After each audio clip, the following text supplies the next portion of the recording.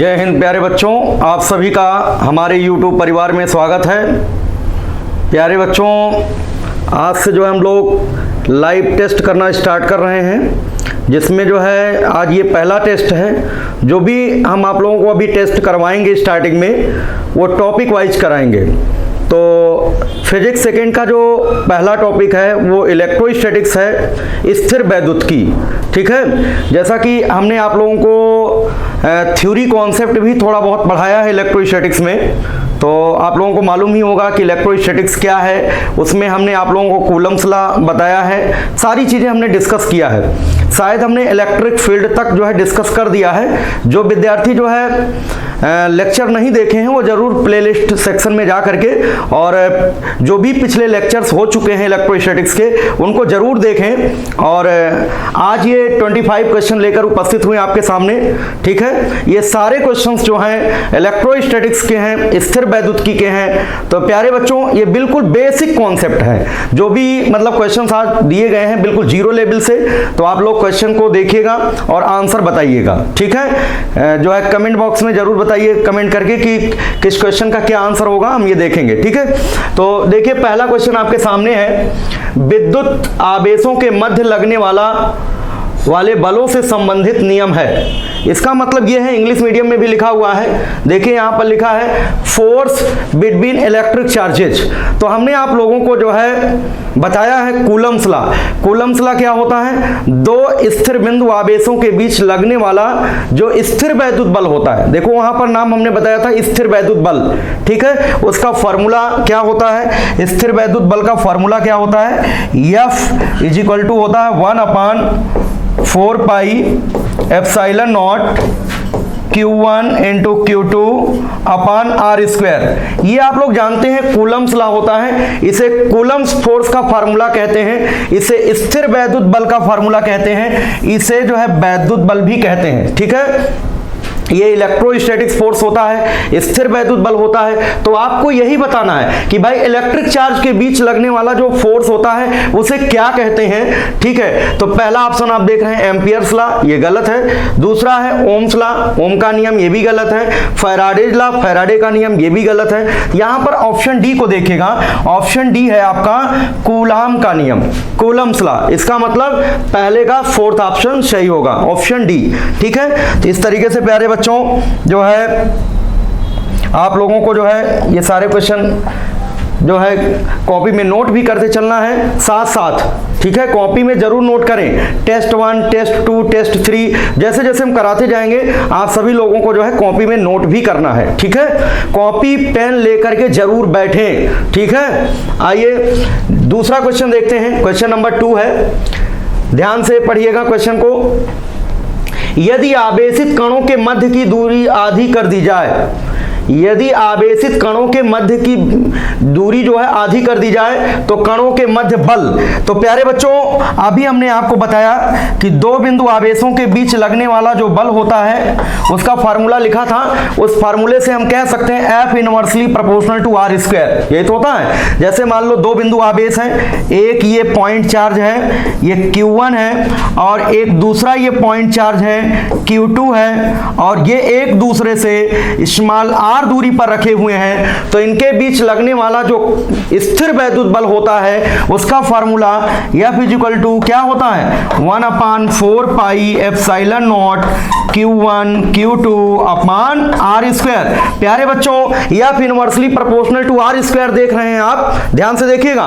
F inversely proportional to R square, अगर आवेशों के बीच की दूरी कम करोगे, घटाओगे, अगर डिस्टेंस को कम करोगे तो जो फोर्स है, ये जो फोर्स है वो बढ़ेगा, और अगर डिस्टेंस को इंक्रीज कर दोगे, अगर R का मान बढ़ाओगे तो F का मान क्या होगा? डिक्रीज होगा।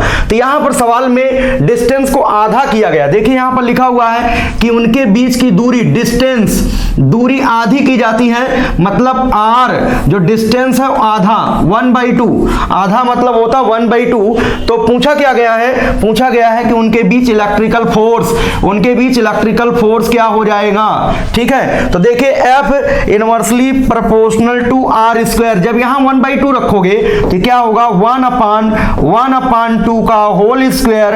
प्यारे बच्चों ये होगा 1/4, क्या होगा 1/4, ये 4 ऊपर चला जाएगा 4 आ जाएगा। इसका मतलब उनके बीच जो फोर्स होगा, इलेक्ट्रिकल जो फोर्स होगा वो कितने गुना हो जाएगा 4 गुना। इसका मतलब कौन सा ऑप्शन होगा, ऑप्शन डी। ठीक है, जो इंग्लिश मीडियम के विद्यार्थी हैं वो इंग्लिश में पढ़ लेंगे क्वेश्चन को। ठीक है, ऑप्शन डी को करेक्ट करेंगे 4 टाइम्स। ठीक है, इसके बाद हम लोग जो है नेक्स्ट क्वेश्चन देखते हैं।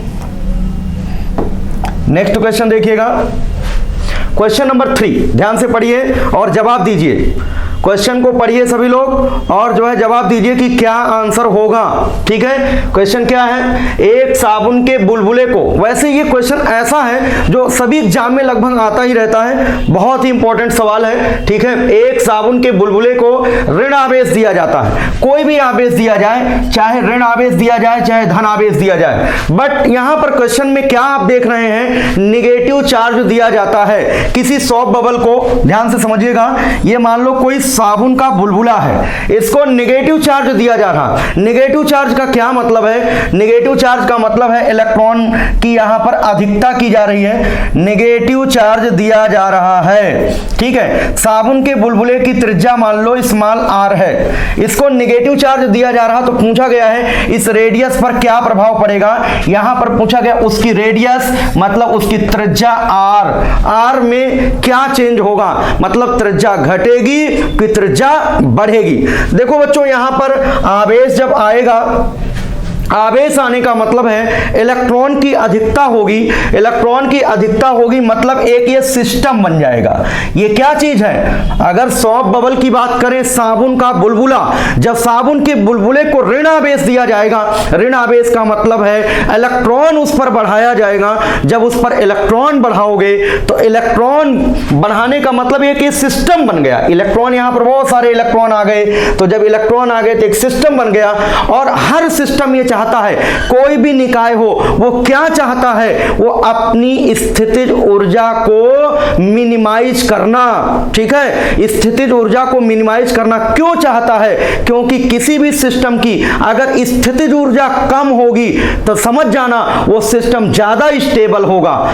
ठीक है, जो जितना ज्यादा स्टेबल होता है, ध्यान रखिएगा, अगर कोई भी सिस्टम स्थायी ज्यादा है, स्टेबल ज्यादा है, ठीक है, स्टेबिलिटी तभी वो पाएगा जब उसकी पोटेंशियल एनर्जी क्या हो, पोटेंशियल एनर्जी घटे, पोटेंशियल एनर्जी घटे।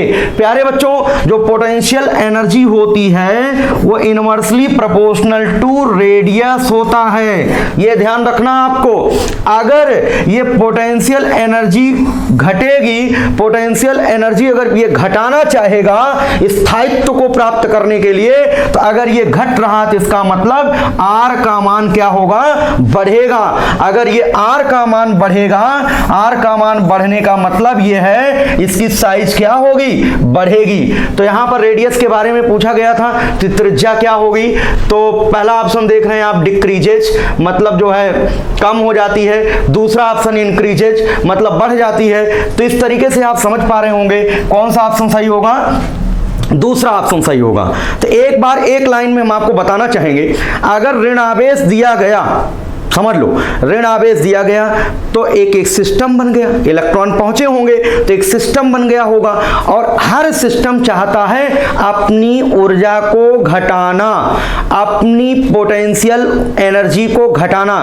क्यों घटाना चाहता है, स्थायित्व को प्राप्त करने के लिए, स्टेबिलिटी को प्राप्त करने के लिए जो है एनर्जी को घटाना चाहता है। अब एनर्जी को घटाएगा कैसे, तो ये मालूम होना चाहिए U inversely proportional to R होता है। अगर ये घटाने का प्रयास करेगा तो R का मान क्या होगा, बढ़ जाएगा। ठीक, समझ में आ गया होगा सभी लोगों को। तो ऑप्शन कौन सा है, ऑप्शन इसका जो है B सही है। इसके बाद हम लोग नेक्स्ट क्वेश्चन की ओर चलते हैं। नेक्स्ट क्वेश्चन देखिएगा, जल्दी से आंसर दीजिए आप लोग, जल्दी से देखिए क्वेश्चन पढ़िए।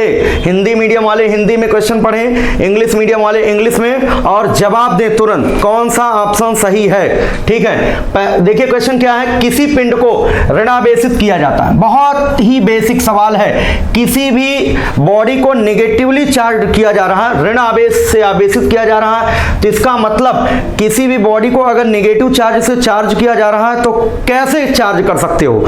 ऑप्शन को देखिएगा, कुछ इलेक्ट्रॉन हटाने से, ठीक है, अधिक इलेक्ट्रॉन देने से, कुछ प्रोटॉन देने से, कुछ न्यूट्रॉन उससे हटाने से। तो प्यारे बच्चों, हमने आपको कॉन्सेप्ट ऑफ चार्ज बता रखा है। इलेक्ट्रोस्टैटिक्स जब हमने शुरू किया था तो वहीं पर हमने डिस्कस किया था कि चार्ज होता क्या है। ठीक है, एक्सेस और डेफिशिएंसी ऑफ इलेक्ट्रॉन्स, इलेक्ट्रॉनों की कमी अथवा अधिकता को वैद्युत आवेश कहते हैं। ठीक है, आवेश कुछ होता नहीं है तो क्या होता है, किसी वस्तु पर इलेक्ट्रॉन की कमी या अधिकता को दर्शाता है आवेश। अब जैसे मान लो ये कोई वस्तु है, ठीक है, और ये धन आवेशित है। अगर ये कोई वस्तु ये धन आवेशित है, इसका मतलब यहां पर इलेक्ट्रॉन की क्या हुई है, कमी हुई है। और अगर कोई वस्तु है, ये मान लो कोई वस्तु है, ठीक है, और इस पर जो है ऋण आवेश है, तो इसका क्या मतलब है, इसका मतलब इलेक्ट्रॉन की यहां पर क्या है, अधिकता है। तो किसी भी वस्तु को ऋण आवेश से आवेशित कब कर सकते हो, जब आप उस पर इलेक्ट्रॉन देंगे। वस्तु को धनावेशित कैसे कर सकते हो, इलेक्ट्रॉन घटाने से। तो यहां पर लिखा हुआ है पिंड को ऋणावेशित किया जा सकता है। कैसे आप नेगेटिवली चार्ज कर सकते हो, अधिक इलेक्ट्रॉन देने से या कुछ इलेक्ट्रॉन हटाने से। देखो ऋणावेशित करना तो इलेक्ट्रॉन देना ही पड़ेगा, तो इलेक्ट्रॉन देने का कॉन्सेप्ट पहले ही ऑप्शन में है, इसलिए जो है पहला ऑप्शन सही होगा। प्यारे बच्चों ध्यान रखिएगा, ठीक है। इसके बाद जो है नेक्स्ट क्वेश्चन की ओर चलते हैं हम लोग। नेक्स्ट क्वेश्चन देखिएगा, हमने आप लोगों को प्रॉपर्टीज ऑफ इलेक्ट्रिक चार्ज जो है नोट कराया है, ठीक है, जो आज जो है इस टेस्ट में प्रेजेंट हैं, और पिछले जो भी लेक्चर्स इलेक्ट्रोस्टैटिक्स पर हो चुके हैं उन्होंने नहीं देखा है तो जरूर देखें, क्योंकि अगर आपने सारे लेक्चर देख लिए होंगे तो ये क्वेश्चंस जो है बहुत ही बेसिक हैं, हमने सब कुछ वहां पर डिस्कस कर दिया है। ठीक, यहां पर लिखा है गतिमान आवेश। गतिमान आवेश का मतलब मूविंग चार्ज। ठीक है, देखो आवेश की दो अवस्थाएं हो सकती हैं। जैसे मान लो कोई चार्ज है Q, इसकी दो अवस्थाएं हो सकती हैं, या तो ये जो है रेस्ट में होगा या तो जो है ये मोशन में होगा। ठीक है, अगर रेस्ट में होगा तो प्यारे बच्चों अगर स्थिर आवेश के बारे में अध्ययन करते हैं तो उसे क्या बोलते हैं, इलेक्ट्रोस्टैटिक्स। क्या बोलते हैं, इलेक्ट्रोस्टैटिक्स, मतलब उसे कहते हैं स्थिर वैद्युतिकी, यही तो मतलब है, उसे कहते हैं स्थिर वैद्युतिकी कहते हैं। और अगर आवेश जो है गत्यावस्था में है तो उसे कहते हैं इलेक्ट्रोडायनेमिक्स, उसे कहते हैं इलेक्ट्रोडायनेमिक्स। ठीक है, तो अगर आवेश रुका हुआ है तो अपने चारों ओर केवल और केवल इलेक्ट्रिक फील्ड उत्पन्न करता है। स्टेशनरी चार्ज, स्टेशनरी चार्ज अपने चारों ओर इलेक्ट्रिक फील्ड उत्पन्न करता है। क्या उत्पन्न करता है, इलेक्ट्रिक फील्ड। लेकिन अगर मूविंग चार्ज है, गतिमान आवेश, मूविंग चार्ज, प्यारे बच्चों ये नोट भी करा चुके हैं आप लोगों को, मूविंग चार्ज, अगर मूविंग चार्ज है तो वो अपने चारों ओर इलेक्ट्रिक फील्ड के साथ साथ इलेक्ट्रिक फील्ड के साथ साथ मैग्नेटिक फील्ड भी उत्पन्न करता है। इलेक्ट्रिक फील्ड के साथ साथ मैग्नेटिक फील्ड भी प्रोड्यूस करता है, ये ध्यान रखना है। अब यहां पर पूछा गया है गतिमान आवेश से संबद्ध ऊर्जा का कारण है। जल्दी से जवाब दो आप सभी लोग, जल्दी से बताओ क्या आंसर होगा। पहला ऑप्शन है वैद्युत क्षेत्र यानी इलेक्ट्रिक फील्ड, दूसरा है आपका जो है चुंबकीय क्षेत्र यानी मैग्नेटिक फील्ड, तीसरा ऑप्शन आप देख पा रहे हैं वैद्युत तथा चुंबकीय क्षेत्र दोनों, electric and magnetic field both, और चौथा ऑप्शन है इनमें से कोई नहीं, नन ऑफ दीज। तो आपको समझ में आ गया होगा कि कौन सा आंसर होगा। भाई मूविंग चार्ज की बात की गई है, यहां पर आपको यह समझना कि मूविंग चार्ज जो है इलेक्ट्रिक और मैग्नेटिक फील्ड दोनों प्रोड्यूस करता है, ऑप्शन सी सही होगा। क्लियर है सभी लोगों को, ठीक है। अगर क्लियर है तो आप लोग जो है एस लिखें, जल्दी से लिखिए, अगर क्लियर है तो यस लिखो। चलिए आगे बढ़ते हैं। नेक्स्ट क्वेश्चन आप लोग पढ़िए ध्यान से। प्रकृति में ये भी प्रॉपर्टीज ऑफ इलेक्ट्रिक चार्ज का एक पॉइंट है। जो वैद्युत आवेश के गुण हमने आपको नोट कराया है उसका एक पॉइंट है, वो पॉइंट आपको याद रखना है। अब पहले क्वेश्चन को समझिएगा। लिखा क्या है, प्रकृति में किसी निकाय का विद्युत आवेश, नेचर में किसी सिस्टम का जो इलेक्ट्रिक चार्ज होता है, ठीक है, सदैव निम्न में से किसके बराबर होता है। पहला ऑप्शन देख रहे हैं, आवेश के न्यूनतम मान का अर्ध पूर्ण गुणज। दूसरा ऑप्शन है 0। तीसरा है आवेश के न्यूनतम मान का वर्ग। और जो चौथा ऑप्शन है आवेश के न्यूनतम मान का पूर्ण गुणज। तो प्यारे बच्चों, हमने आपको क्या पॉइंट नोट कराया था, जब आवेश के गुण हम लोग पढ़ रहे थे तो उनमें हमने एक पॉइंट आपको नोट करा रखा है। क्या नोट करा रखा है कि जो है आवेश क्वांटीकृत होता है, इलेक्ट्रिक चार्ज इज क्वांटाइज्ड। एक कॉन्सेप्ट हमने नोट कराया है। क्या नोट कराया है, जो विद्यार्थी प्रेजेंट नहीं थे नोट कर लें। वैद्युत आवेश क्वांटीकृत होता है। वैद्युत आवेश क्वांटीकृत होता है।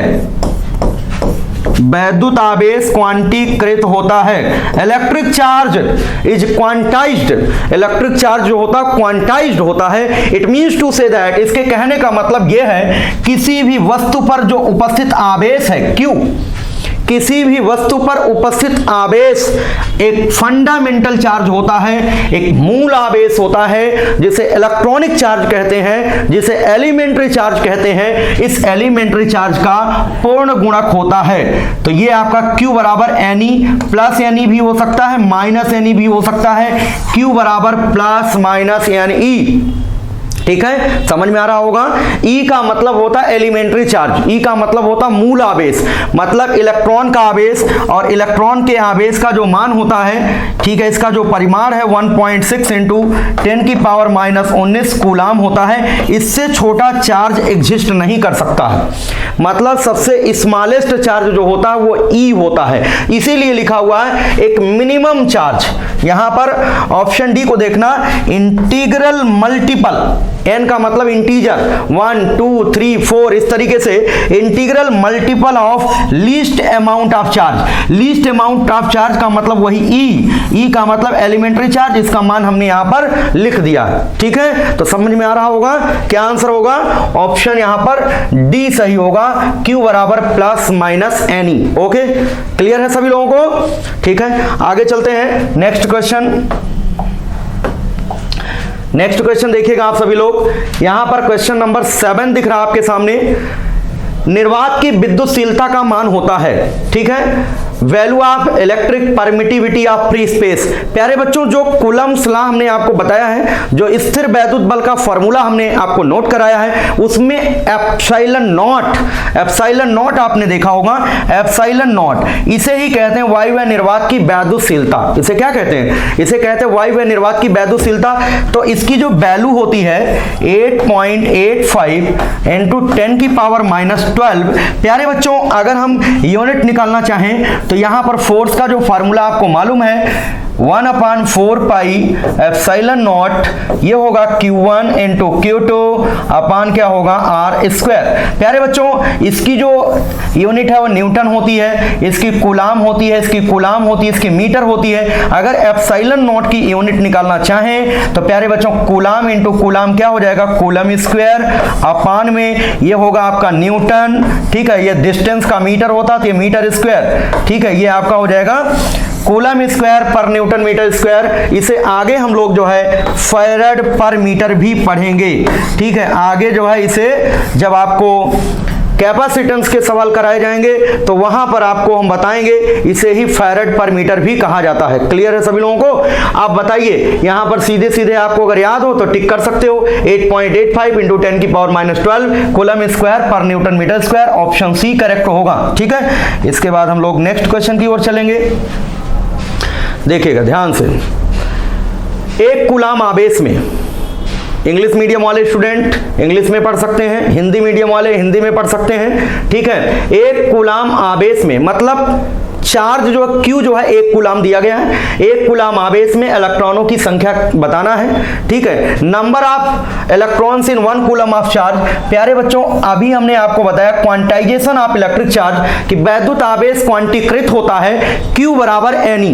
Q बराबर Ne, ये आपको फॉर्मूला याद रखना, Q बराबर Ne होता है। यहां से नंबर ऑफ इलेक्ट्रॉन N बराबर हो जाएगा Q अपान E हो जाएगा प्यारे बच्चों। और Q का मान दिया गया 1 कूलाम, कितना दिया गया 1 coulomb. Basic electronic charge E की जो वैल्यू होती है 1.6 इंटू 10 की पावर माइनस 19 कूलाम। इतना तो क्लियर है सभी लोगों को। अब ये 10 की पावर माइनस 19 है, जब ये ऊपर जाएगा तो प्लस 19 हो जाएगा। तो प्यारे बच्चों 1 अपान 1.6 इंटू 10 की पावर ये 19 होगा। पॉइंट से हटाओगे तो यहां पर ये 0 पहुंच जाएगा। एक काम करो, एक 0 यहां से ले लो तो ये हो जाएगा आपका 100 अपान 16 इंटू 10 की पावर 18 आएगा ना। आप 100 को 16 से डिवाइड कर दो, जब डिवाइड करोगे तो कितना आएगा 6.25 इंटू 10 टू द पावर 18 इतने इलेक्ट्रॉन होंगे। तो पूछा गया है कि जो है 1 कूलाम आवेश में कितने इलेक्ट्रॉन होंगे। कई बार एग्जाम में पूछा जा चुका है, ठीक है, बहुत ही इंपॉर्टेंट सवाल है। तो कौन सा ऑप्शन सही है इसका? ऑप्शन बी सही है, ठीक है, 6.25 इंटू 10 की पावर 18। इसके बाद नेक्स्ट क्वेश्चन की ओर चलते हैं। नेक्स्ट क्वेश्चन देखिएगा, यहां पर किसी पिंड पर -80 माइक्रो कूलाम का आवेश है। जल्दी से करिए सभी लोग, -80 माइक्रो कूलाम का आवेश है, इसका मतलब क्या है? ठीक है, तो इसी तरीके से बच्चों जो है आप लोग जो है क्वेश्चन को प्रैक्टिस करते रहिए। जो विद्यार्थी जो अभी एग्जाम होने वाला है आपका, चाहे वो अगस्त में हो चाहे सितंबर में हो, जब भी एग्जाम हो, ठीक है, तो उनके लिए फ्री प्रैक्टिस कराया जा रहा यूट्यूब चैनल के माध्यम से। और जो हमारे नए स्टूडेंट हैं जो नए सत्र के लिए जुड़ना चाह रहे हैं, उनके लिए भी बैच हमने अनाउंस कर दिया है। वो बैच जो है 1 अगस्त से स्टार्ट होगा, ठीक है। और फीस जो है कब से जमा होनी है इसके बारे में जानकारी जो है 2-3 दिन में हम आपको दे देंगे, ठीक है। किस तरीके से आपको फीस पे करना है, उसमें क्या होगा, क्या क्या कराएंगे, वो सारी चीजें हमने डिस्कस भी किया है कि प्रॉपर तरीके से कोई भी चैप्टर उठाया जाएगा, उस चैप्टर की पूरी थ्योरी पढ़ाई जाएगी डिटेल। इसके बाद जो है सारी चीजें पॉइंट वाइज होंगी। इसके बाद जो है कम से कम एक चैप्टर के जो है 100 क्वेश्चन की जो है प्रैक्टिस कराई जाएगी अच्छे तरीके से। इसके बाद जो है उसी पर्टिकुलर चैप्टर से टेस्ट लिया जाएगा। ये जो भी प्रोसेस किया जाएगा सब एप्लीकेशन के माध्यम से किया जाएगा। एप्लीकेशन जो है जल्द ही आने वाला है, ठीक है, अभी रेडी नहीं हो पाया, थोड़ा सा काम उसमें रह गया है। जल्द ही हम आपको एप्लीकेशन के बारे में जो है इन्फॉर्म करेंगे। और जिस दिन एप्लीकेशन आ जाता है उसी दिन जो है फीस जो है आप लोग जो है पे कर सकते हैं। अभी जो भी हमारे पुराने विद्यार्थी हैं जो YouTube चैनल पर जुड़े हुए हैं, ठीक है, वो विद्यार्थी फ्री ऑफ कॉस्ट पढ़ाई करेंगे। उनके लिए अभी कोई भी हम पेड बैच नहीं ला रहे हैं जब तक कि उनका एग्जाम नहीं हो जाता है, ठीक है। उन विद्यार्थियों को फ्री पढ़ाऊंगा, मैंने पहले भी बताया था, आज भी बता रहा हूं। जो विद्यार्थी कमिंग एग्जाम, जो अभी एग्जाम होने वाला है, उस एग्जाम में बैठने वाले हैं, उन विद्यार्थियों के लिए कोई भी कोर्स हमने अभी तक लॉन्च नहीं किया है। उन विद्यार्थियों को फ्री ऑफ कॉस्ट जो है प्रैक्टिस हम कराएंगे, लाइव टेस्ट इसी तरीके से। आज तो इस तरीके से हम करा दे रहे हैं, बाकी कल से जो भी आपका प्रोग्राम होगा, जो भी क्वेश्चन होगा, आप लोग खुद ही आंसर बताएंगे। फिर देखेंगे कि जो है कितने विद्यार्थी सही बता रहे हैं, कितने विद्यार्थी गलत बता रहे हैं, ठीक है। जो क्वेश्चन आपको नहीं आएगा वो क्वेश्चन जो है यहाँ पर डिस्कस किया जाएगा। बाकी आप लोगों को फ्री प्रैक्टिस हम इसी तरीके से कराते रहेंगे एग्जाम तक। आप लोग हमारे साथ जुड़े रहिए, ठीक है, और वीडियो को शेयर करते रहिए, चैनल के बारे में बताते रहिए, ठीक है। जो भी जितना भी कराएंगे वो सब फ्री ऑफ कॉस्ट होगा। जो भी हमने बैच अनाउंस किया है वो सिर्फ उनके लिए है जो बच्चे इस बार 12th पास हैं, या जो विद्यार्थी फिजिक्स में बार बार जो है फेल हो जाते हैं, उनका कॉन्सेप्ट क्लियर नहीं है, ठीक है, कई बार वो एग्जाम दे चुके हैं फिर भी उनके नंबर जो है, ठीक है, उनके नंबर नहीं आ पाते हैं। बेसिकली जो है मध्य प्रदेश से, हरियाणा से और बिहार से बहुत सारे बच्चे ऐसे हैं जो बार बार मुझे जो है फोन कर रहे थे कि सर जो है आप पेड कोर्स लाइए, इसलिए मुझे पेड कोर्स कोर्स लाना पड़ा, क्योंकि बहुत सारे विद्यार्थी हमसे थ्योरी नहीं पढ़े हैं। बच्चों डायरेक्ट ये तो क्वेश्चन मैं करा रहा हूं, बट जब हम आपको पूरा कॉन्सेप्ट बता देंगे, किसी चैप्टर का पूरा कॉन्सेप्ट क्लियर कर देंगे, तो शायद जो है इतनी समस्या नहीं आएगी। आपको 25 क्वेश्चन देंगे, 25 में आपके 20 अपने आप हो जाएंगे। 20 क्वेश्चन आप खुद ही कर लेंगे।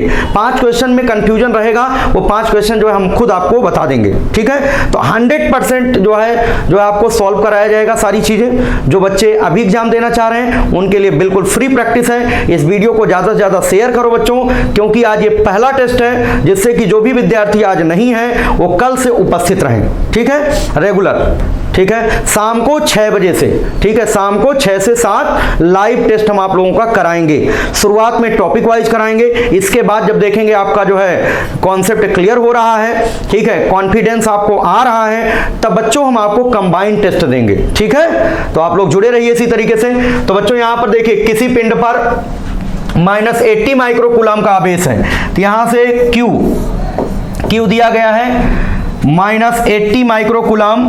माइक्रोकूलम को कूलम में बदल लो, 10⁻⁻6 कूलम।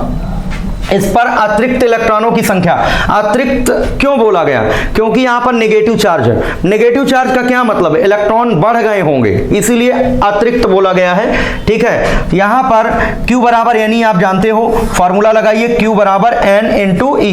Q बराबर Ne होता है, यहां से हमको नंबर ऑफ इलेक्ट्रॉन बताना है। N बराबर क्या हो जाएगा, Q/E हो जाएगा प्यारे बच्चों। यहां से Q का मैग्नीट्यूड केवल रखिए, केवल परिमाण रखिए, मैग्नीट्यूड। Q का परिमाण रखिए, परिमाण कितना होगा, 80 इंटू 10⁻⁻6 प्यारे बच्चों अपान E का मान कितना, 1.6 इंटू 10⁻⁻19, ठीक है। इस तरीके से प्यारे बच्चों पॉइंट से हटा दो, यहां 10 चला जाएगा, ठीक है, 16 से ये 5 हो जाएगा, और यहां से 10 की घात कितना बचेगा, 10 की घात -5 बचेगा। और जब ये कैंसिल करोगे 10 की घात -14 होगा, ऊपर जाएगा +14 हो जाएगा। 5 इंटू 10 की पावर क्या आ जाएगा, नंबर ऑफ इलेक्ट्रॉन 5 इंटू 10⁻14, इतने इलेक्ट्रॉनों की क्या होगी, अधिकता होगी। क्लियर है सभी लोगों को। तो यहां पर सिंपल सी बात थी, Q बराबर Ne लगाना था, N बराबर Q/E सॉल्व करना था। तो नंबर ऑफ इलेक्ट्रॉन्स कितने आए, 5 इंटू 10⁻14। तो ऑप्शन सी सही होगा, ठीक है। इसके बाद हम लोग नेक्स्ट क्वेश्चन देखेंगे।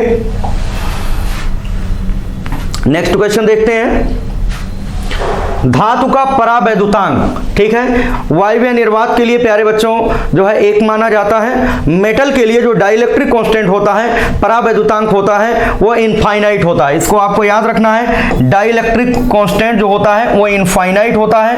और ये मेटल के लिए, ये किसके लिए होता है, ये धातु के लिए होता है। मेटल के लिए K बराबर इनफाइनाइट, वायवीय निर्वात के लिए K बराबर कितना होता है, 1 होता है। अगर कोई भी पदार्थ है, ना तो जो है वो धातु है, ना तो वो वायवीय निर्वात है, इस तरीके से, तो उसके लिए जो K की वैल्यू होती है 1 से ज्यादा होती है और इनफाइनाइट से कम होती है। तो ये रेंज है, ये K का परास है, K का मान 1 से ज्यादा होगा और जो है इनफाइनाइट से कम होगा, कोई सामान्य पदार्थ अगर दे दिया जाएगा।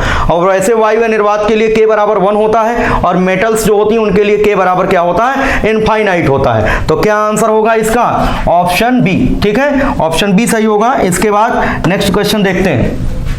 देखिएगा नेक्स्ट क्वेश्चन क्या लिखा है, दो प्रोटॉन है, प्रोटॉन धनावेशित कण होते हैं। 2 प्रोटॉन परस्पर 1 इंटू 10⁻⁻10, ठीक है, सेंटीमीटर दूरी, ये जो है 1 इंटू 10⁻⁻2 सेंटीमीटर डिस्टेंस पर रखे हुए हैं। और पूछा क्या गया है, उन पर क्रियाशील बल। प्यारे बच्चों जो प्रोटॉन होते हैं, देखिएगा ध्यान से, जैसे ये प्रोटॉन है और एक दूसरा प्रोटॉन ये है, ये 2 प्रोटॉन हैं। प्रोटॉन पर धन आवेश है और आवेशों के बीच लगने वाला कौन सा बल होता है, वैद्युत बल होता है, मतलब इलेक्ट्रिकल फोर्स होता है।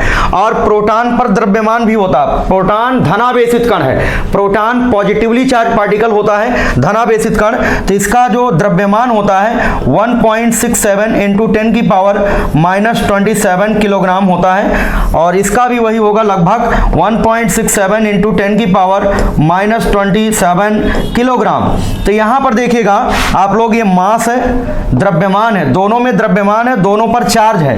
द्रव्यमानों के बीच लगने वाला जो बल होता है वो गुरुत्वाकर्षण बल होता है। आप लोगों को मालूम है F = होता है G m1 m2/r²। जिनको नहीं मालूम है वो याद रखें कि जो है मटेरियल पार्टिकल्स के बीच लगने वाला जो फोर्स होता है उसे ग्रेविटेशनल फोर्स कहते हैं, उसे गुरुत्वाकर्षण बल कहते हैं, और चार्ज पार्टिकल के बीच लगने वाला जो फोर्स होता है उसे इलेक्ट्रिकल फोर्स कहते हैं। तो प्यारे बच्चों, दो प्रोटॉन है तो प्रोटॉन पर आवेश होता है, तो प्रोटॉनों के बीच आवेशों की वजह से जो बल लगेगा उसे इलेक्ट्रिकल फोर्स कहेंगे, उसे वैद्युत बल कहेंगे।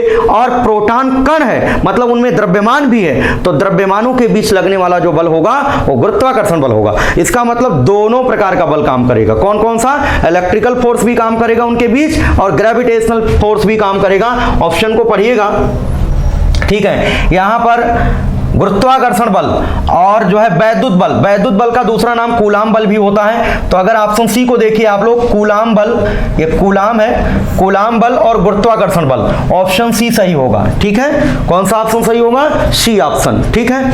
ये नाभिक के अंदर नहीं है, ध्यान रखना, नाभिक के अंदर इनके बीच जो बल लगता है एक और बल होता है, उसका वो विशेष प्रकार का बल होता है, उसे नाभिकीय बल कहते हैं। यहां पर जो है नाभिक के अंदर की चर्चा नहीं की गई, ध्यान रखें आप लोग। यहां पर सिंपल सा कहा गया है कि दो प्रोटॉनों के बीच कौन कौन सा बल लगेगा, तो दो प्रोटॉनों के बीच दो प्रकार का बल काम करेगा।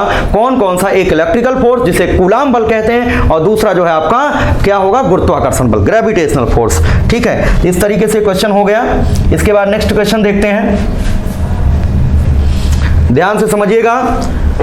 दो छोटे गोलाकार परस्पर r दूरी पर रखे हुए हैं, मतलब दो गोले हैं, वो एक दूसरे से r दूरी पर रखे हुए हैं, प्रत्येक पर q वैद्युत आवेश है। मतलब इस तरीके से दो गोले हैं, एक गोला ये है और दूसरा गोला इस तरीके से ये है। दोनों पर आवेश क्या है? q आवेश है। ये एक दूसरे से कितनी दूरी पर रखे हुए हैं? r। तो बताओ इनके बीच कौन सा बल लग रहा होगा? इनके बीच कौन सा बल लग रहा होगा? इलेक्ट्रिकल फोर्स, वैद्युत बल लग रहा होगा। और प्यारे बच्चों, जो इलेक्ट्रिकल फोर्स होता है, एक पॉइंट नोट कर लो, जो इलेक्ट्रिकल फोर्स होता है, इलेक्ट्रिकल फोर्स मतलब वैद्युत बल जो होता है ये कंजर्वेटिव होता है। ये हमने पढ़ा दिया आपको, ठीक है, पहले ही। ये कंजर्वेटिव होता है। कंजर्वेटिव मतलब ये संरक्षी बल होता है। क्या होता है? संरक्षी बल, कंजर्वेटिव फोर्स। और प्यारे बच्चों, कंजर्वेटिव फोर्स द्वारा जो वर्क डन होता है वो शून्य होता है। कौन कौन से बल कंजर्वेटिव होते हैं? गुरुत्वाकर्षण बल, ग्रेविटेशनल फोर्स, इलेक्ट्रिकल फोर्स, वैद्युत बल, मैग्नेटिक फोर्स, चुंबकीय बल, ये सब क्या होते हैं? ये सब कंजर्वेटिव होते हैं, ये सब संरक्षी बल होते हैं। और work done by conservative force, जो संरक्षी बल होते हैं उनके द्वारा जो वर्क डन होता है वो क्या होता है? जीरो होता है। तो प्यारे बच्चों, इनके द्वारा वर्क डन, ठीक है, work done by conservative force, work done by conservative force क्या होता है? जीरो होता है। अब ध्यान से समझिएगा, ये दो गोले हैं, इन पर आवेश जो है Q है, एक दूसरे से जो है ये कितनी दूरी पर है? r।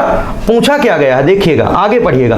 यदि एक गोलाकार को दूसरे गोलाकार के चारों ओर r त्रिज्या के वृत्तीय पथ पर घुमाया जाए, मतलब कुछ कंडीशन ऐसी है, देखिएगा, मतलब एक गोला यहीं पर है और दूसरे गोले को इसके चारों ओर वृत्तीय पथ पर घुमाया जा रहा, सर्कुलर मोशन कराया जा रहा।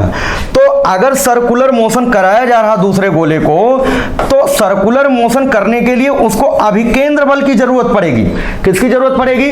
अभिकेंद्र बल, सेंट्रीपिटल फोर्स की जरूरत पड़ेगी। वो अभिकेंद्र बल मिलेगा कहां से?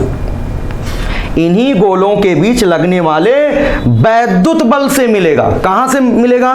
वैद्युत बल से मिलेगा। और वैद्युत बल द्वारा वर्क डन क्या होता है? क्या होगा? जीरो हो जाएगा यहां पर।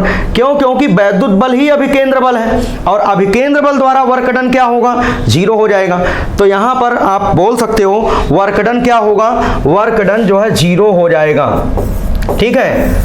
वैसे भी अगर आप सर्कुलर मोशन का कॉन्सेप्ट लगाएं तब भी आप बोल सकते हो, सर्कुलर मोशन का कॉन्सेप्ट लगाओगे तब भी आंसर जीरो होगा। Work done by centripetal force, work done by centripetal force, अभिकेंद्र बल द्वारा जो वर्क डन होता है, अभिकेंद्र बल द्वारा जो वर्क डन होता है वो क्या होता है, 0 होता है। दूसरा कॉन्सेप्ट एक और है, एक कॉन्सेप्ट ये है कि जो है जैसे मान लो कि ये कोई आवेशित कण है, तो एक तरीके से ये वाला जो सतह है, जिस सतह पर ये दूसरा वाला गोला चलेगा वो समविभव पृष्ठ है। कौन सा पृष्ठ है, समविभव पृष्ठ है, इक्विपोटेंशियल सरफेस है, ठीक है। और किसी भी आवेश को समविभव पृष्ठ पर एक बिंदु से दूसरे बिंदु तक ले जाने में कोई कार्य नहीं करना पड़ता।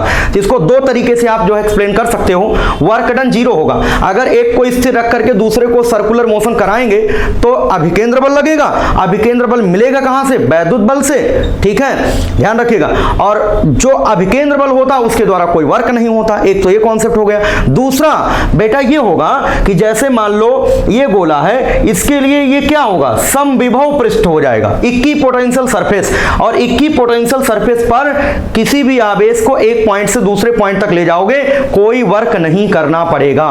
समझ में आ गया होगा। तो दोनों कॉन्सेप्ट हमने आपको बता दिया। अच्छा, ये हम थोड़ा सा एडिशनल बात बता रहे थे कि इलेक्ट्रिकल फोर्स कंजर्वेटिव होता है, ये याद होना चाहिए, और work done by conservative force 0 होता है। तो दो क्वेश्चन यहां से आपके बन गए। ये अतिरिक्त दो सवाल आपको हमने बता दिया, और बाकी यहां पर वर्क डन 0 हमने दो तरीके से बताया। एक तो अभिकेंद्रीय बल द्वारा वर्क डन 0, और दूसरा हमने कॉन्सेप्ट बताया कि भाई समविभव पृष्ठ बन जाएगा। दूसरा गोला जिस पर चल रहा है जिस सतह पर, वो समविभव पृष्ठ होगा, और समविभव पृष्ठ पर चार्ज को एक पॉइंट से दूसरे पॉइंट तक ले जाने में कोई कार्य नहीं करना पड़ता है। तो कौन सा ऑप्शन सही होगा, ऑप्शन डी, ठीक है। इसके बाद हम लोग नेक्स्ट क्वेश्चन देखेंगे।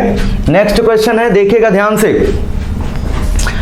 10 सेंटीमीटर और 15 सेंटीमीटर त्रिज्या के आवेशित, ठीक है, गोलों को पतले तार से संयोजित करने पर कोई धारा प्रवाहित नहीं होती। कोई धारा प्रवाहित ना होने का मतलब आवेशों के प्रवाह की दर को वैद्युत धारा कहते हैं। आवेशों के प्रवाह की दर को वैद्युत धारा कहते हैं। अगर कोई धारा का प्रवाह नहीं हो रहा, इसका क्या मतलब है, इसका मतलब कोई आवेश नहीं प्रवाहित हो रहा।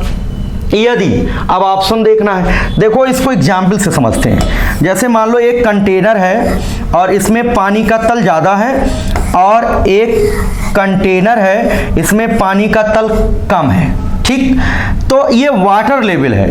अगर इसको किसी पाइप से अगर हम जोड़ते हैं, अगर ये पाइप से जोड़ते हैं तो पानी का प्रवाह उच्च तल से निम्न तल की ओर होता है, और जब दोनों का तल बराबर हो जाता है तो पानी का प्रवाह बंद हो जाता है। एक बर्तन में पानी का तल ऊंचा है, दूसरे बर्तन में पानी का तल नीचा है। अगर दोनों कंटेनर को एक पाइप से कनेक्ट करोगे तो पानी का जो फ्लो होगा वो उच्च तल से निम्न तल की ओर होगा, ठीक है। जब तक दोनों के तल में अंतर रहेगा तब तक पानी प्रवाहित होता रहेगा, और जब दोनों बर्तन में पानी का तल समान हो जाएगा तो पानी का प्रवाह रुक जाएगा। इसी प्रकार से आवेशों के लिए, जैसे मान लो एक ये चालक है, ठीक है, और एक दूसरा चालक ले लेते हैं, दो चालक, इस पर आवेश दिया जा रहा। तो आवेश के तल को जब इसमें पानी भरते हैं तो पानी का तल आता है। जैसे इस बर्तन में जब पानी भरेंगे तो पानी का तल आएगा। यहां पर पानी का तल ज्यादा है, यहां पर पानी का तल कम है। ऐसे ही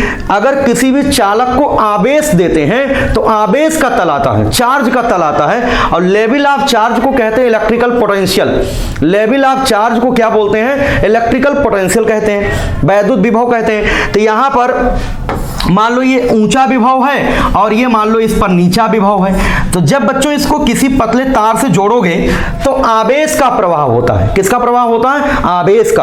आवेश का प्रवाह उच्च विभव से निम्न विभव की ओर होता है। जिस तरीके से पानी का प्रवाह उच्च तल से निम्न तल की ओर होता है, इसी प्रकार से जो चार्ज का फ्लो होता है वो higher potential body to lower potential body होता है। जब दोनों के पोटेंशियल सेम हो जाते हैं तो चार्ज का फ्लो रुक जाता है। जब चार्ज का फ्लो रुक जाता है तो इलेक्ट्रिक करंट भी बंद हो जाती है, धारा प्रवाहित होना बंद कर देगी। तो इस तरीके से अगर दो वस्तुओं को तार से जोड़ने पर धारा नहीं बहती है तो इसका सीधा अर्थ है दोनों पर चार्ज का लेवल सेम होगा। चार्ज के लेवल को इलेक्ट्रिकल पोटेंशियल कहते हैं। क्या बोलते हैं, इलेक्ट्रिकल पोटेंशियल, वैद्युत विभव। तो ऑप्शन पढ़िए, दोनों पर समान आवेश है, बिल्कुल गलत। जरूरी नहीं कि दोनों में पानी समान हो, है ना। और अगला पॉइंट देखिएगा, दोनों का विभव समान, दोनों का पोटेंशियल सेम। तो यही ऑप्शन सही हो जाएगा, ऑप्शन बी करेक्ट होगा। कौन सा ऑप्शन सही होगा, ऑप्शन बी, ठीक है। इसके बाद आगे बढ़ते हैं, नेक्स्ट क्वेश्चन ये भी इंपॉर्टेंट सवाल है, बहुत इंपॉर्टेंट सवाल है, ध्यान से समझिएगा इसको। एक समान आवेशित गोलाकार कोष, ये जो गोलाकार कोष है इसका मतलब है स्फेरिकल सेल। इसका क्या मतलब है? Spherical shell. ये गोलीय कोष, स्फेरिकल सेल का मतलब होता खोखला गोला। स्फेरिकल सेल का क्या मतलब है? खोखला गोला, ठीक है, जिसकी थिकनेस, जिसकी मोटाई बहुत कम हो। ऐसा खोखला गोला जिसकी मोटाई बहुत कम हो उसे कहते हैं स्फेरिकल सेल, ठीक है। Of uniform surface charge density, देखिएगा, एक समान आवेशित गोलाकार कोष मतलब गोलीय कोष के भीतर वैद्युत क्षेत्र की तीव्रता होती है। प्यारे बच्चों, जब किसी खोखले गोले को आवेशित किया जाता है तो आवेश उसके सरफेस पे आता है। कहां पर आता है? उसके सरफेस पर आता है। गोलीय कोष को जब आवेशित किया जाता है तो पूरा पूरा चार्ज उसके सरफेस पे आ जाता है, पृष्ठीय आवेश वितरण होता है। और ऐसे ही अगर कंडक्टिंग कोई चीज दे दिया जाए, जैसे मान लो कोई गोला दे दिया जाए और कंडक्टिंग बोला जाए, अगर मान लो ये गोला है वो भी चालकीय गोला है। कैसा गोला है? चालकीय गोला है, कंडक्टिंग स्फीयर है, तब भी इसको जब चार्ज दोगे तो चार्ज कहां पर आएगा? इसके सरफेस पे ही आएगा, ठीक है। कंडक्टिंग स्फीयर को अगर हम लोग आवेशित करते हैं तो आवेश उसके सतह पर आता है। गोलीय कोष को भी अगर हम लोग चार्ज करते हैं तो आवेश उसके सतह पर आता है। अंदर में कोई आवेश ना होने की वजह से, अंदर में कोई भी चार्ज नहीं होता है। जब गॉस थ्योरम से डेरिवेशन किया जाता है तो अंदर में प्यारे बच्चों कोई भी इलेक्ट्रिक फील्ड नहीं होती है। अंदर में वैद्युत क्षेत्र की तीव्रता का मान क्या होता है? 0। इलेक्ट्रिक फील्ड का मान 0 होता है, ठीक। अब वैद्युत क्षेत्र की तीव्रता व विभव प्रवणता में संबंध होता है, E इक्वल टू होता है -dV/dr। E equal to -dV/dr। अगर अंदर में इलेक्ट्रिक फील्ड 0 होती है तो यहां से 0 बराबर हो जाएगा dV/dr, होगा कि नहीं? अगर dV/dr 0 है, dV/dr का क्या मतलब होता है? पहले तो dy/dx का मतलब समझ लो क्या है। इसका मतलब है differentiation of y with respect to x, मतलब y का x के सापेक्ष अवकलन। अगर y कोई कांस्टेंट टर्म हो, अगर y बराबर c, तो अगर इसका डिफरेंशिएशन करोगे तो क्या आएगा? 0। कांस्टेंट टर्म का डिफरेंशिएशन क्या होता है? D dx of constant term, ये क्या होता है? 0। कांस्टेंट टर्म का डिफरेंशिएशन 0 होता है। तो प्यारे बच्चों, अगर यहां से dV/dr अगर 0 आया है, इसका मतलब दूरी के सापेक्ष जो पोटेंशियल है, पोटेंशियल वो क्या होगा? पोटेंशियल जो होगा वो कांस्टेंट होगा। पोटेंशियल क्या होगा? कांस्टेंट होगा। तो आपको क्या याद रखना है? गोलीय कोष मतलब स्फेरिकल सेल या आवेशित चालकीय गोले के अंदर वैद्युत क्षेत्र की तीव्रता इलेक्ट्रिक फील्ड इंटेंसिटी का मान 0 होता है और पोटेंशियल कांस्टेंट रहता है। अंदर में, यहां अंदर में विभव, प्यारे बच्चों, अंदर में हर जगह पोटेंशियल क्या होता है? कांस्टेंट रहता है, और वही होता है जो सतह पर होता है। जितना, जैसे यहां पर मान लो 20 वोल्ट का पोटेंशियल है, यहां पर 20 वोल्ट का विभव है, तो अंदर में कहीं पर भी किसी भी पॉइंट पर पोटेंशियल आपसे पूछा जाए तो हर पॉइंट पर पोटेंशियल क्या होगा? उतना ही वोल्ट होगा जितना सतह पर था। क्लियर है? तो ये सबको क्लियर हो गया होगा। तो अब देखिए, यहां पर तीव्रता पूछा गया तो क्या आंसर होगा? 0, ठीक है। अंदर में इलेक्ट्रिक फील्ड की इंटेंसिटी जो होती है 0 होती है। यहां से हमने 2-3 क्वेश्चन आपका क्लियर कर दिया, ठीक। आगे बढ़ते हैं। नेक्स्ट क्वेश्चन है, एक 5 सेंटीमीटर त्रिज्या। देखो, अभी जो हमने कॉन्सेप्ट बताया उस कॉन्सेप्ट से क्वेश्चन का आंसर आप दे सकते हो। जो अभी हमने कॉन्सेप्ट बताया आपको, उससे आप इसका आंसर दे सकते हो। देखिए, यहां पर है एक 5 सेंटीमीटर त्रिज्या के खोखले गोलाकार चालक को 10 वोल्ट तक आवेशित किया जाता है। कितने वोल्ट तक? 10 वोल्ट तक। मतलब एक खोखला गोलाकार, यहां से देखिएगा, ये आपका खोखला गोलाकार चालक, वही गोलीय कोष। खोखला गोलाकार चालक का मतलब गोलीय कोष है। अगर गोलीय कोष है और इसको जो है 10 वोल्ट से आवेशित किया गया, कितने वोल्ट से? 10 वोल्ट से। तो 10 वोल्ट से यहां पर आवेशित किया गया है, ठीक है। 10 वोल्ट, इसका मतलब सतह पर 10 वोल्ट का विभव है। पूछा क्या गया? गोलाकार के केंद्र पर विद्युत विभव क्या होगा? जल्दी से जवाब दो सभी लोग, जल्दी से जवाब दो, क्या आंसर होगा? ठीक है, तो अभी हमने बताया कि सतह पर जितने वोल्ट होता है उतना अंदर में हर जगह होता है, क्योंकि अंदर में इलेक्ट्रिक फील्ड जो होती है, अंदर में इलेक्ट्रिक फील्ड 0 होती है और जो पोटेंशियल होता है वो कांस्टेंट होता है। ठीक है, तो क्या आंसर होगा? अगर जो है कितना वोल्ट, 10 वोल्ट सतह पर है, तो अंदर में कहीं पर भी सेंटर की बात की जाए कहीं पर 10 ही वोल्ट होगा, तो ऑप्शन कौन सा होगा? ऑप्शन बी होगा। इसके बाद हम लोग नेक्स्ट क्वेश्चन देखते हैं। नेक्स्ट क्वेश्चन देखिएगा, यहां पर ऋण वैद्युत आवेश के चारों ओर, ठीक है, नेगेटिव चार्ज दिया गया, ऋण वैद्युत आवेश के चारों ओर बल रेखाएं होती हैं। ऑप्शन को पढ़िएगा, हिंदी मीडियम भी पढ़िए, इंग्लिश मीडियम भी पढ़िए। ठीक है, जैसे मान लो ये पॉजिटिव चार्ज है, तो पॉजिटिव चार्ज के लिए इलेक्ट्रिक लाइंस जो होती हैं दूर की ओर होती हैं। ये आप सभी लोग जानते हो। कैसे जानते हो? क्योंकि हमने पढ़ा दिया आप लोगों को इलेक्ट्रोस्टैटिक्स में, इलेक्ट्रिक लाइंस के बारे में हमने बताया है। तो इस तरीके से प्यारे बच्चों ये होती हैं, और जो लोग नहीं उपस्थित थे वो ध्यान रखें। ये पॉजिटिव चार्ज है, इसको कहते हैं आइसोलेटेड पॉजिटिव चार्ज। इसको क्या कहते हैं? इसको कहते हैं isolated positive charge. Isolated positive charge, विलगित धनावेश, इसको क्या कहेंगे? ये विलगित धनावेश है। विलगित धनावेश के कारण से जो ये वैद्युत बल रेखाएं हैं, अगर यहां पर एक समविभव पृष्ठ बनाए, इक्वी पोटेंशियल सरफेस, तो बच्चों देखो ये रेडियली आप देख पा रहे हैं, ये रेडियली ऐसे और बाहर की ओर आउटवर्ड है। कैसी हैं? Outward, radially outward. अगर आइसोलेटेड पॉजिटिव चार्ज के लिए इलेक्ट्रिक लाइंस के बारे में आपसे पूछा जाए कैसी होंगी, तो क्या जवाब दोगे?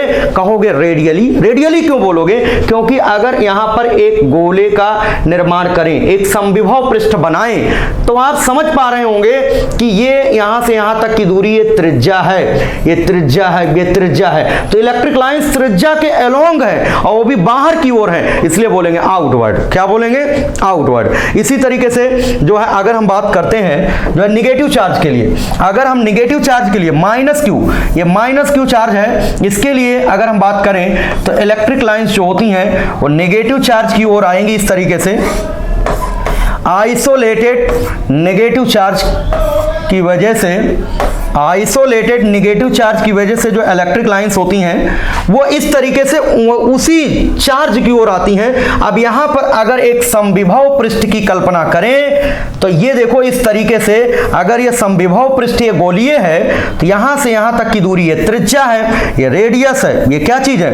ये रेडियस है। तो त्रिज्या के अनुदिश है लेकिन अंदर की ओर, तो रेडियली इनवर्ड। अगर ऑप्शन सी को आप देखें, रेडियल इनवर्ड लिखा हुआ है, हिंदी में देखेंगे तो हो सकता है आप गलत कर जाएं, बट जो है इंग्लिश मीडियम में सी ऑप्शन को देखना, त्रिज्यीय।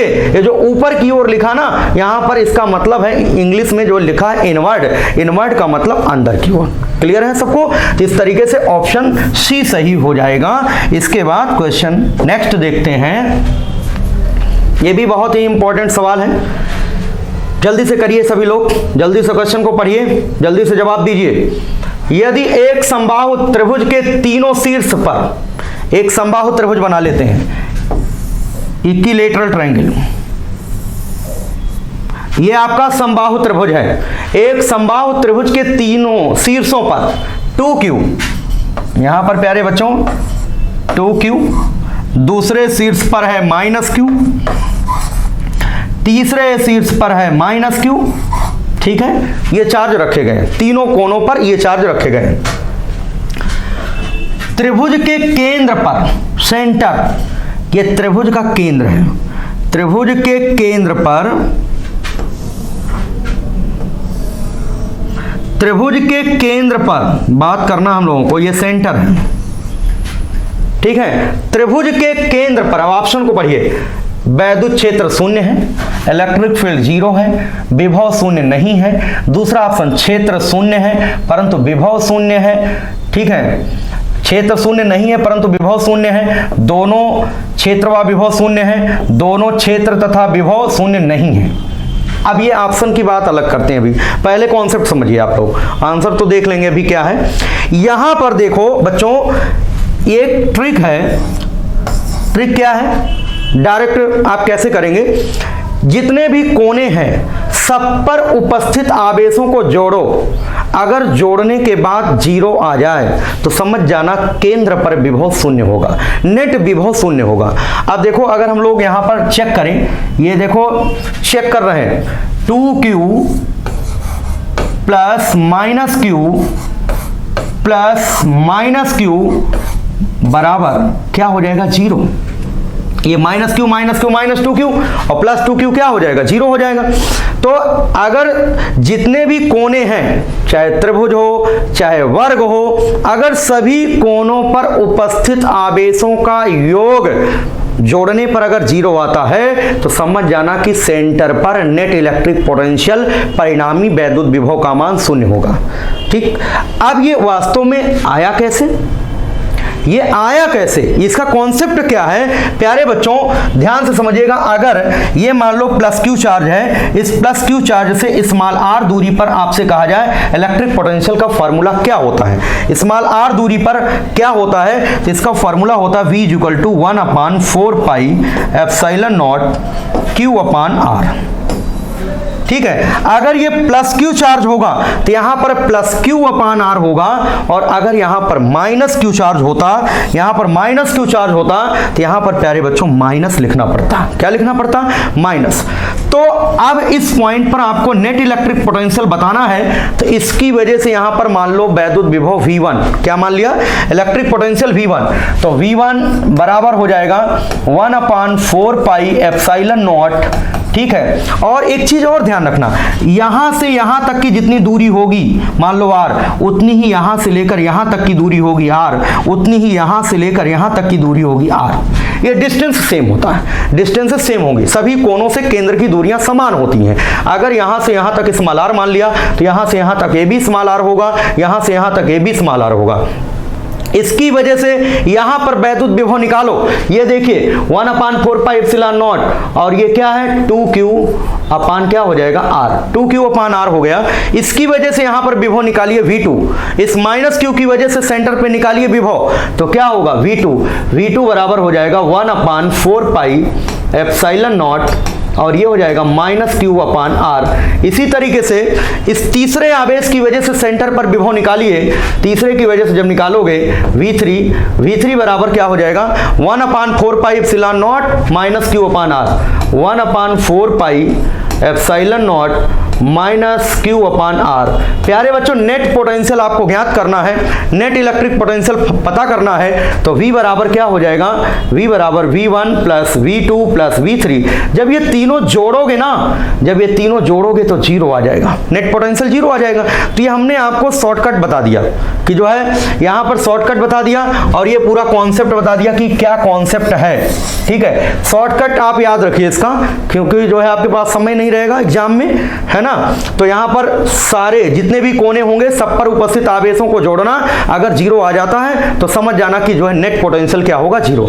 लेकिन इलेक्ट्रिक फील्ड के लिए आपको थोड़ा सा समझना होगा, इलेक्ट्रिक फील्ड के लिए, वैद्युत क्षेत्र के लिए आपको कॉन्सेप्ट समझना होगा, जो कि हमने जो है थ्योरी वाले लेक्चर में पढ़ा रखा है। ठीक है, क्या बताया है फिर से समझिएगा, -2q यहां पर है, यहां पर है प्लस 2q, और यहां पर है माइनस q, और ये है आपका माइनस q। ठीक, ये तीन कोने हैं, तीनों कोनों पर ये आवेश रखे हुए हैं। सेंटर पे हमको वैद्युत क्षेत्र बताना है। देखो विभव तो सेंटर पे निकाल लिया, V बराबर 0 आ गया, इसको नोट कर लो। और यहां पर सेंटर पे हम लोगों को क्या करना है, सेंटर पर इलेक्ट्रिक फील्ड देखना, वैद्युत क्षेत्र। ये बताओ इसकी वजह से यहाँ वैद्युत क्षेत्र होगा कि नहीं होगा, इस प्लस 2q की वजह से सेंटर पर वैद्युत क्षेत्र होगा, प्लस 2q की वजह से यहाँ पर वैद्युत क्षेत्र होगा, जिसकी दिशा क्या होगी, प्लस से दूर।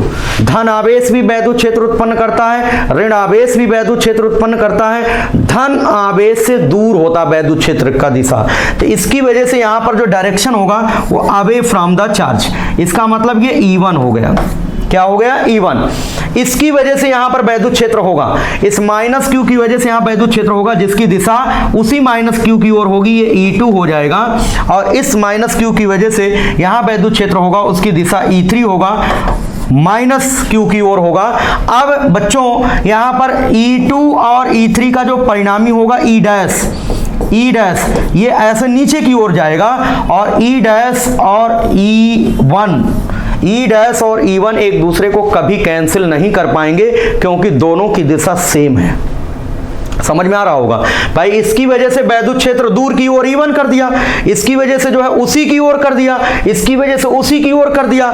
तो ये जो वैद्युत क्षेत्र देख रहे हो इनका परिणामी नीचे जा रहा है और इसका वाला भी वैद्युत क्षेत्र नीचे जा रहा है, दोनों सेम दिशा में जा रहे हैं, कभी एक दूसरे को कैंसिल नहीं करेंगे। तो इलेक्ट्रिक फील्ड E जो है जीरो नहीं आएगा, E नॉन जीरो, E अशून्य जो है। वैद्युत क्षेत्र नॉन जीरो है, वैद्युत क्षेत्र शून्य नहीं है लेकिन विभव शून्य है। आप देखिए पढ़िए सवाल को, क्षेत्र शून्य है, गलत, पहला ऑप्शन पढ़ो ही नहीं, क्षेत्र शून्य नहीं है। देखिएगा ऑप्शन बी, क्षेत्र शून्य नहीं है, नहीं है, ई नॉन जीरो।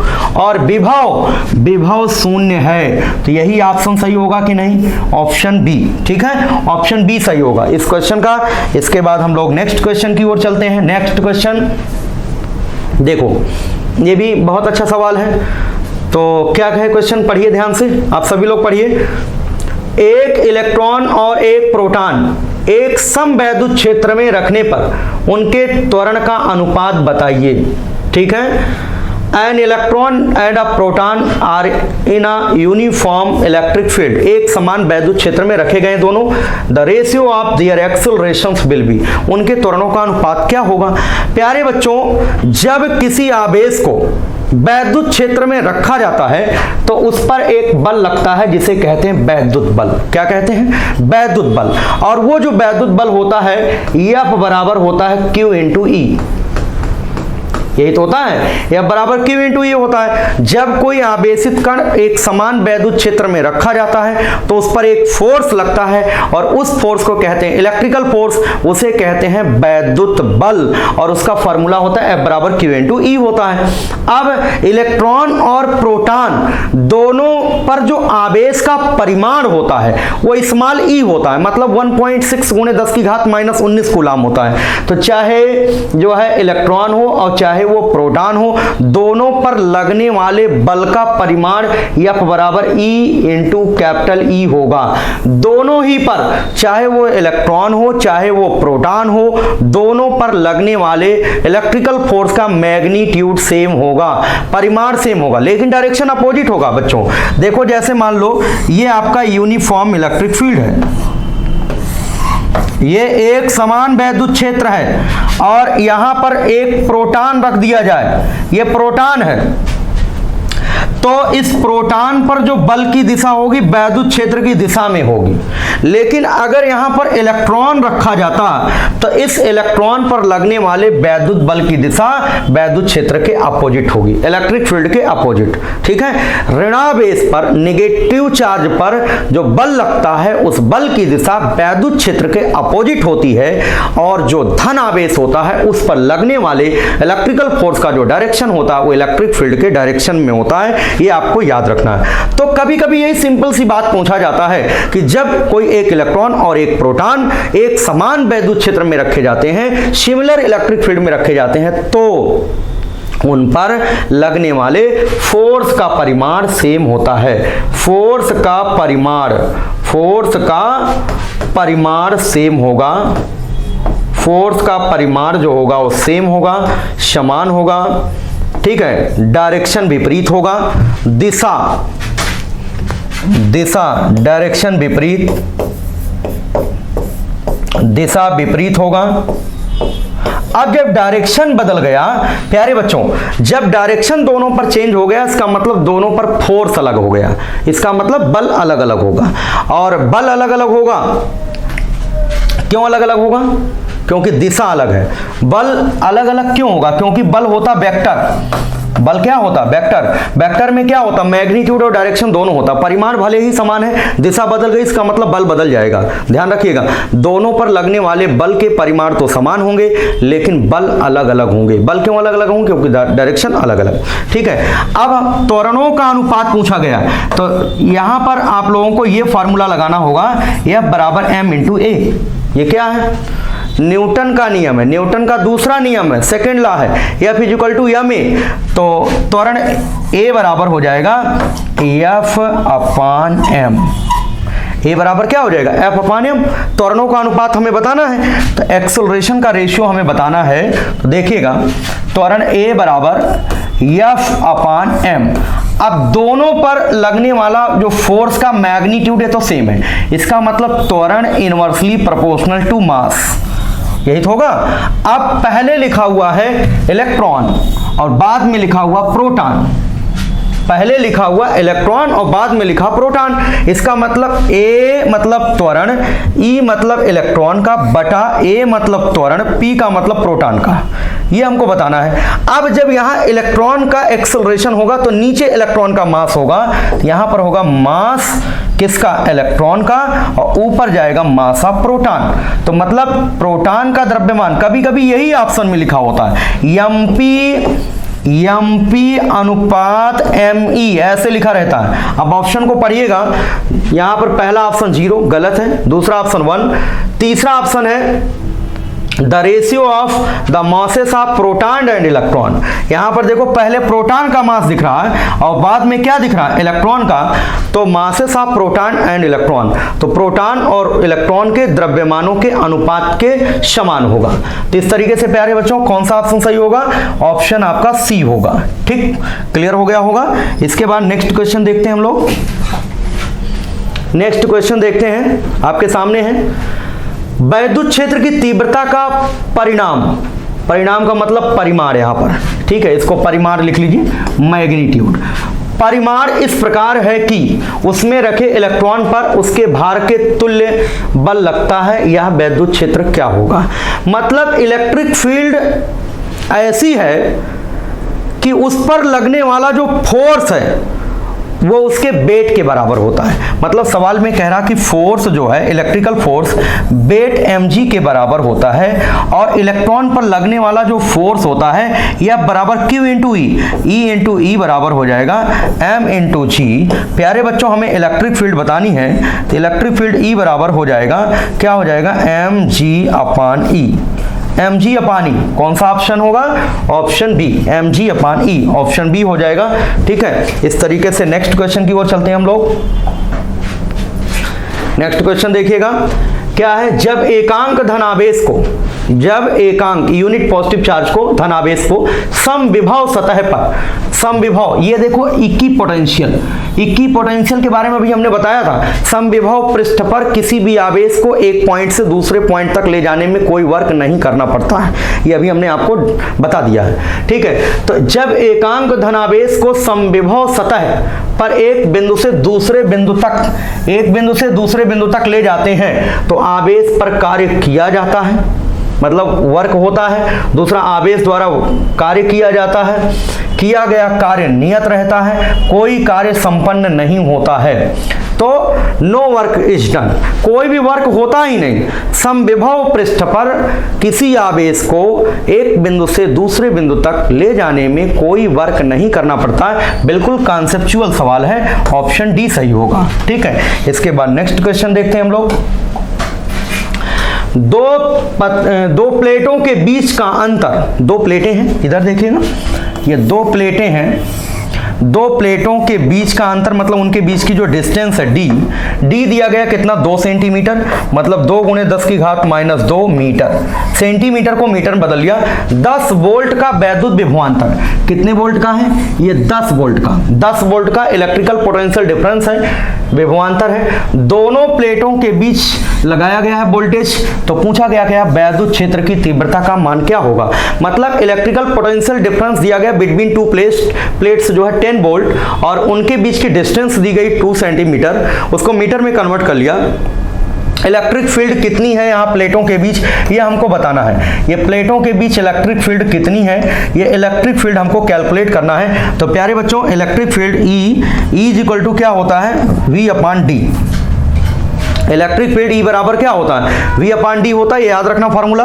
पोटेंशियल कितना दिया गया, 10 वोल्ट, और डिस्टेंस कितनी है, प्लेटों के बीच की दूरी, ये देखिए 2 × 10⁻² मीटर, 2 × 10 की पावर -2 मीटर, तो ये कितना होगा 5 आएगा यहाँ पर, और ये 10 की पावर -2 ऊपर जाएगा +2, तो 5 इंटू 10 की पावर +2, 5 इंटू 100 कितना हो जाएगा 500 वोल्ट पर मीटर भी कह सकते हैं, न्यूटन पर कूलाम भी कह सकते हैं। इलेक्ट्रिक फील्ड की दोनों यूनिट होती, वोल्ट पर मीटर भी होता है और न्यूटन पर कूलाम भी होता है। 500 न्यूटन पर कूलाम, ऑप्शन बी करेक्ट होगा। ठीक है, इसके बाद नेक्स्ट क्वेश्चन देखते हैं हम लोग। इसका भी कॉन्सेप्ट हमने आपको बता दिया है अभी अभी। देखो आर त्रिज्या का क्वेश्चन को पढ़िएगा ध्यान से। आर त्रिज्या के किसी आवेशित चालक है तो समझ जाओ आवेश कहां होगा, सतह पर होगा। आवेशित चालक है तो कहां पर होगा, पूरा आवेश सरफेस पे होगा, अंदर में कोई चार्ज होने वाला नहीं है।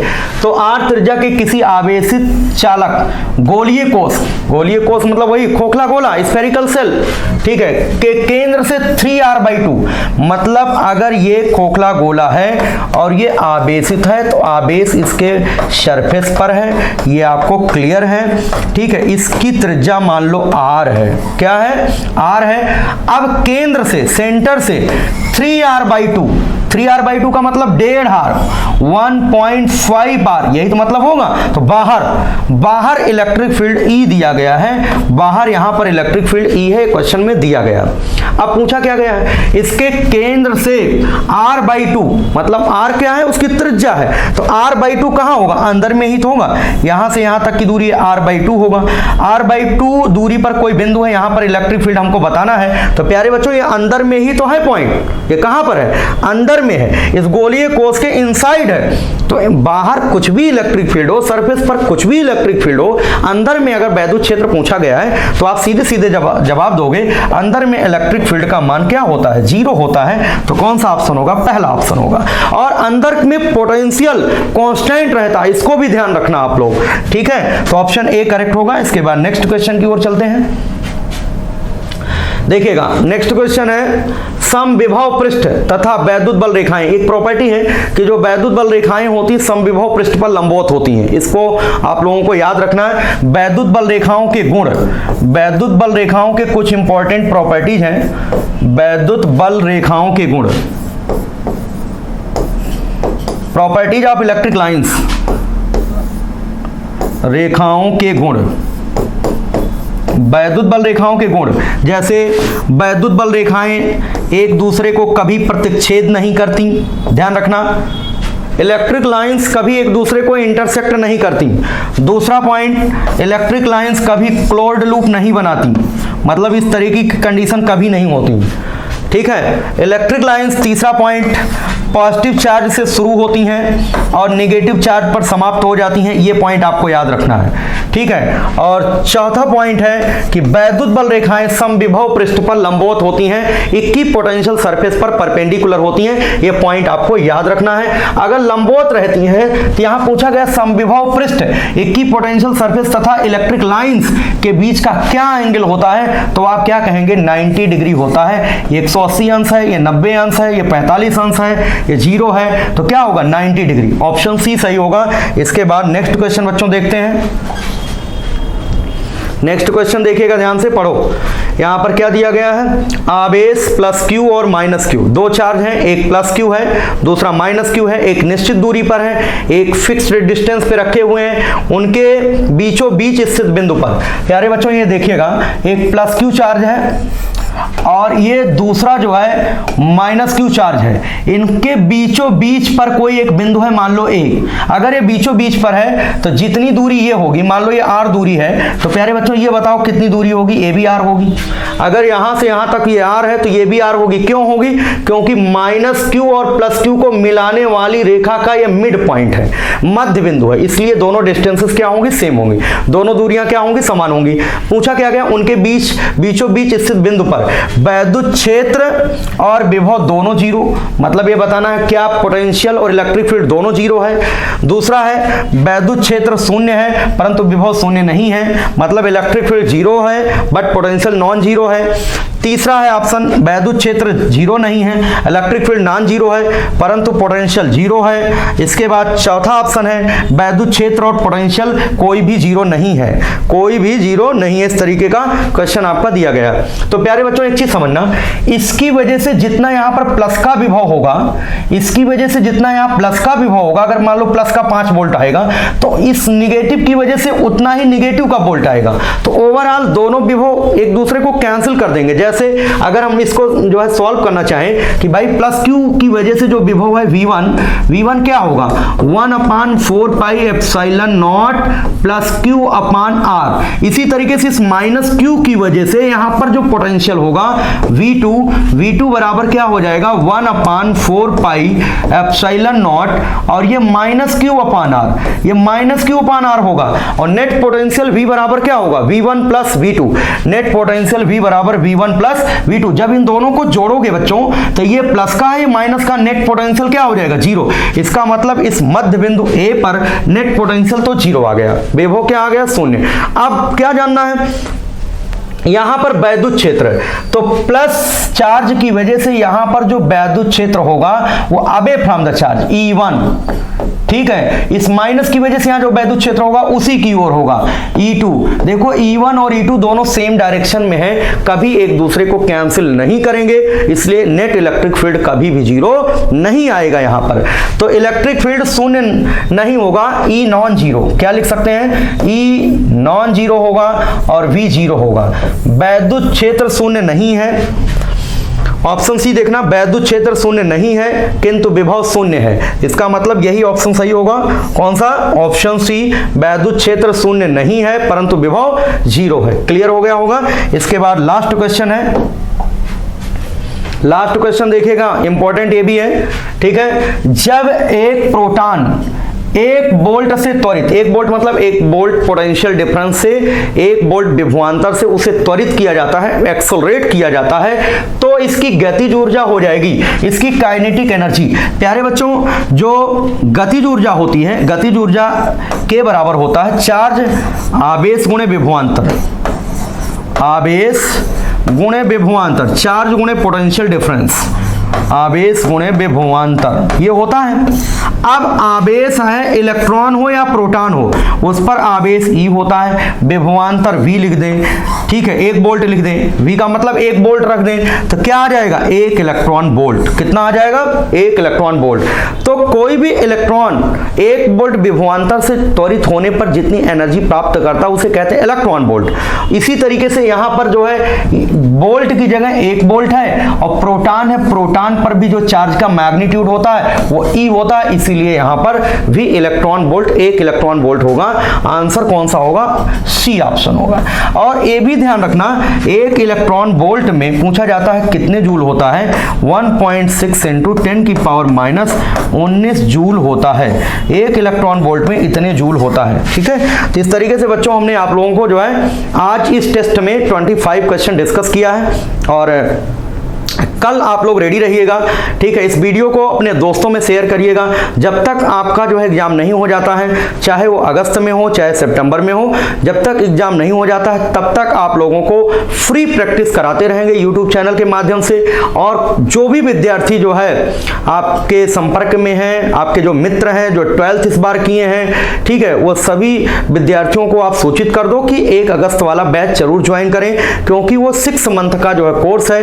रेगुलर जो है क्लासेस उनकी होंगी एप्लीकेशन में, ठीक है। जिन विद्यार्थियों को ज्वाइन करना है वो हमसे जो है जानकारी ले सकते हैं फोन करके या व्हाट्सएप पे जानकारी ले सकते हैं। बट ये ध्यान रखो आप लोगों की जो क्लासेस होंगी, जो हमारे पुराने स्टूडेंट हैं जो पहले से पढ़ रहे हैं, जो अभी कमिंग एग्जाम में बैठना चाह रहे हैं, उन विद्यार्थियों को रेगुलर जो है कोशिश करेंगे रेगुलर 6 से 7 पढ़ाने को, ठीक है। अब बेटा कभी कभी क्या होता है कि मान लो इस समय टाइपिस्ट तो कोई आ नहीं रहा है ना, हमें ही सारी चीजें बनाना है। अगर मान लो रेगुलर नहीं हो पाता फिर भी मैं पूरा प्रयास करूंगा आपको 6 से 7 जो है पढ़ाने को प्रैक्टिस कराऊंगा और यही लाइव टेस्ट होगा इसी तरीके से, ठीक है। आप लोग जो है इलेक्ट्रोस्टैटिक्स खुद पढ़ के आइए और यहाँ पर टेस्ट दीजिए और देखिए जो है आप कितने नंबर ला रहे हो। आज ये पहला दिन था, इसीलिए जो है जो है इस तरीके से आपको जो है वीडियो मिल रहा है। बाकी कल से मैं पूछूंगा आप लोगों से, आप लोग स्वयं जवाब देंगे कि जो है किस क्वेश्चन का क्या आंसर है। ठीक है, तो बच्चों जो है ध्यान रखिएगा, ये आपको ध्यान रखना है कि जो भी बैच हम अनाउंस किए हैं वो पुराने बच्चों के लिए नहीं है, वो फ्रेशर स्टूडेंट के लिए है या उन विद्यार्थियों के लिए है जो बिहार, मध्य प्रदेश, हरियाणा से हमें जो फ़ोन कर रहे हैं उन विद्यार्थियों के लिए है। वो बच्चे ज्वाइन कर सकते हैं। और जिन बच्चों की फिजिक्स वीक है, ठीक है, कोई दिक्कत नहीं, वो अभी एग्ज़ाम देना चाहते हैं तो एग्ज़ाम दे लें, कोई दिक्कत नहीं है। बट बेटा जो है हो सकता है एग्ज़ाम टलता जाए और जो आगे वाली वैकेंसी है और ये वैकेंसी दोनों मर्ज करके जो है आप लोगों का सिलेक्शन हो। ठीक है, दोनों एक साथ लिया जाए, इसलिए आप अपनी पढ़ाई को कंटिन्यूअस रखिए। ऐसा नहीं है, बहुत सारे प्यारे विद्यार्थी हमारे ऐसे हैं जो कॉपी में नोट्स बनाए, हमने नोट करवा दिया है, वो सोच रहे हैं हमने नोट्स बना लिया तो हमारा काम हो गया। लेकिन ये ध्यान रखो बेटा, अगर आपको डेली हम आपके सामने जो है चिल्लाते रहेंगे कोई भी चैप्टर, तो आपको 100% याद हो जाएगा, है ना। तो कोई दिक्कत नहीं है, आप भी ज्वाइन कर सकते हो। आप भी जो है, आप देखो अपनी कंटिन्यूटी को मेंटेन रखिए, आप भी जो है 1 अगस्त वाला बैच ज्वाइन कर सकते हो, कोई दिक्कत की बात नहीं है। ठीक है, उसमें टेंशन लेने जरूरत नहीं है। और बाकी जो 6 से 7 हम आप लोगों को कराएंगे, ठीक है, कमिंग एग्जाम के लिए, वो तो आपको फ्री ऑफ कॉस्ट है। बाकी जो भी हम 1 अगस्त वाला बैच ला रहे हैं वो पेड कोर्स है, क्योंकि ऑफलाइन क्लासेस चल नहीं पा रही हैं और ऑफलाइन ही पढ़ाते थे अभी तक, है ना, तो बच्चे यहाँ पर आ नहीं पा रहे हैं। तो जो भी विद्यार्थी जो है नए बैच के बारे में जानकारी लेना चाहते हैं वो हमारे मोबाइल नंबर 9235126064 पर जो है व्हाट्सअप करें, इस पर व्हाट्सअप करें, ये व्हाट्सअप नंबर है हमारा। ठीक है, व्हाट्सअप करके जानकारी ले सकते हैं। और अगर कॉल से जो है कॉल करके किसी को जानकारी लेनी है कि नए बैच का क्या सिस्टम है, कैसे पढ़ाई होगी, क्या क्या उसमें व्यवस्थाएं हैं, तो कॉल से अगर बात करना चाहते हैं तो 9793900888 पर जो है कॉल करके जो है पूछ सकते हैं नए बैच के बारे में। बाकी जो पुराने स्टूडेंट हैं जो कमिंग एग्जाम में बैठना चाहते हैं, मैं बार बार बता रहा हूं, उन लोगों के लिए कोई भी बैच अभी हमने ऐसा अनाउंस नहीं किया है। जब तक कि उनका एग्जाम नहीं हो जाता है तब तक उनके लिए कोई भी बैच नहीं आएगा। उन विद्यार्थियों को YouTube चैनल के माध्यम से फ्री ऑफ कॉस्ट जो है लाइव टेस्ट कराया जाएगा। तो प्यारे बच्चों, ठीक है, आप सभी लोग इस वीडियो को ज़्यादा से ज़्यादा शेयर करिए, ज़्यादा से ज़्यादा ग्रुप में शेयर करिए, अपने मित्रों को बताइए, जिससे कल से वो भी जो है प्रेजेंट हो सके। शाम को 6 से 7 मिलते हैं बच्चों, कल शाम को 6 से 7। ठीक है, धन्यवाद।